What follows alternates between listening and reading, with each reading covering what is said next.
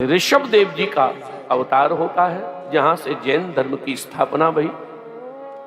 ऋषभ देव जी महाराज अपनी गृहस्थ बनने के बाद इनके 100 पुत्र हैं और 100 पुत्रों को ऋषभ देव जी ने एक दिन एकांत में बुलाया।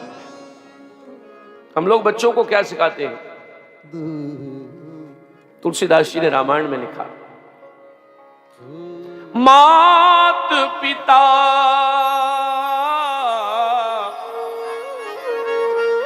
बालकनि बुलावहीं, उदर भरो ये धर्म सिखा। पेट भर लेना, बस बेईमानी करना, कुछ भी करना। लेकिन यहां लिखा है ऋषभ देव जी ने क्या किया? ऋषभ देव जी ने महाराज अपने बच्चों को एक बात समझाई, बड़े काम की है।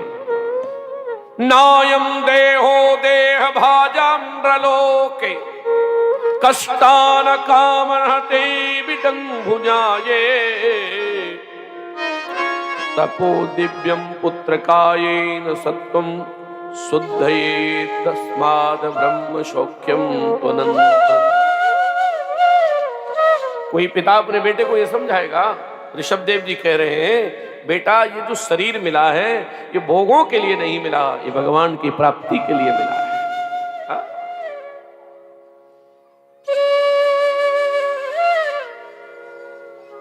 इस मनुष्य देह का मात्र एक ही उद्देश्य है कि कभी कभी भगवान कृपा करें, और उसके लिए एक ही काम करना पड़ेगा। उसका एक ही उपाय है, क्या? भगवान से संबंध बनाइए। अभी समस्या क्या आ रही है? भगवान को हमने भगवान तो मान लिया, लेकिन भगवान से संबंध नहीं बना। भगवान से संबंध बने। तेरे बगैर सावरिया जिया नहीं जाए, तुम आके बाह पकड़ लो तो कोई बात बने। तेरे बगैर संबंध बने। रावण ने कुछ नहीं माना तो शत्रु तो माना। कल चरित्र आवे, कंस ने कुछ नहीं माना, शत्रु तो माना। हम तो कुछ नहीं मान पाए, हम तो ये मान पाए कि बस सबकी देखा देखी घर में भगवान आ गए और उन भगवान को सुबह 2 रेवड़ी रख दी, ये हमारे भगवान है।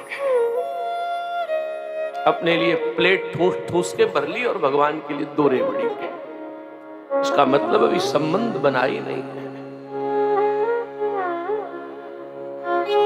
यहां ऋषभ देव जी ने पुत्रों से कहा, बेटा ये मनुष्य शरीर मिला है तो इसका एक ही उपयोग है, क्या? भगवत चरणों में प्रेम। भगवान के आपके घर में ठाकुर जी हूं, सुबह बैठ जाओ। आज हमारे आश्रम में मैं सुबह, मुझे बड़ा अच्छा लगा। आज मंगलवार है, मंगलवार को हमारे बालाजी धाम में बहुत लोग आते हैं अपनी अपनी मिन्नत ले लेके बाबा के चरणों में, और बाबा भी बड़े सच्चे हैं महाराज, सबकी सुनते हैं, बड़े बड़े संकट हरते हैं। आज मैं वहां से मंदिर से निकल के बाहर आया तो मुझे बड़ा अच्छा लगा। कोई एक भक्त आए और वो भक्त बालाजी के सामने बैठ गए, और बैठने के बाद मैं देख रहा वो हंस रहे थे, वो बालाजी से बातें कर रहे थे। मैंने पूछा ये क्या कर रहे हो आप? बाद में निकल गए। बोले नहीं, मैं बाबा से बातें करता हूं। और ध्यान करो, भगवान से अकेले में जब मिलो बातें किया करो, तुम्हारी बहुत कृपा है। और बातें भी ये मत किया करो कि भगवान से जाके एक ही बात करो कि अब तो घर थोड़ा बड़ा करवा दो, अब तो एक छोरा हो जाए, अब तो छोरी का ब्याह हो जाए। है? भगवान से एक ही बात की कहा करो,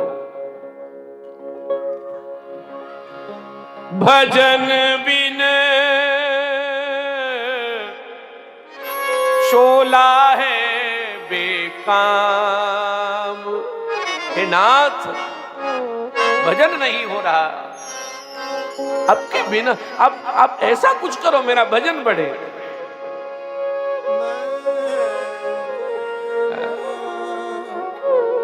बिना भजन करो तो ही शरीर का, बाकी तो कितना भी सुंदर शरीर हो साहब, एक सुंदर शरीर को देखकर एक संत ने बहुत बढ़िया बात कही, सुंदर काया देख कर, सुंदर शरीर दिखा तब क्या होता है, सुंदर काया देख कर उपजत है अनुराग।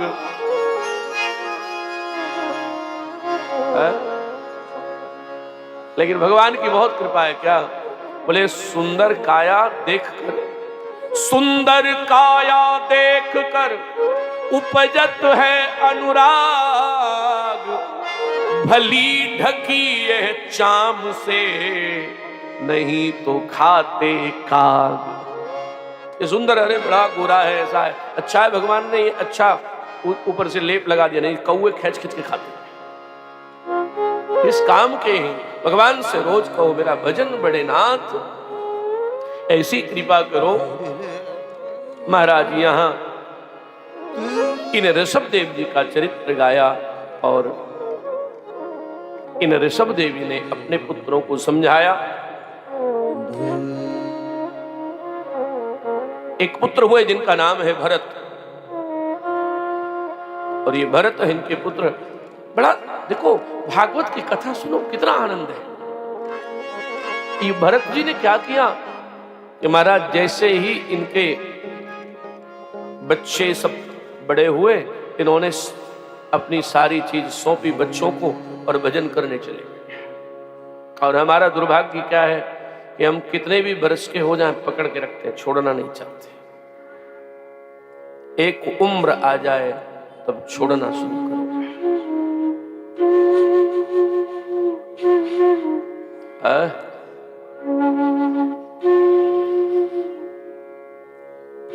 प्रयास करिए कि भगवान सब छूट जाए धीरे धीरे। ये भरत जी ने सब छोड़ा। मैंने एक दिन कथा में कहा था, एक उम्र के बाद तीर्थों में जाओ, और तीर्थों में न जा सकते घर में भी रहो तो एक बात याद रखो, घर में रहेंगे किंतु घर में रहने के बाद ज्यादा मतलब नहीं रखेंगे।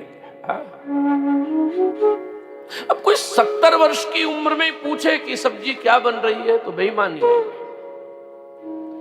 आप कहेंगे बेईमानी क्यों? 70 वर्ष की उम्र में जो मिल जाए वो पालो, जो मिले वो पाओ, ये क्या पूछना।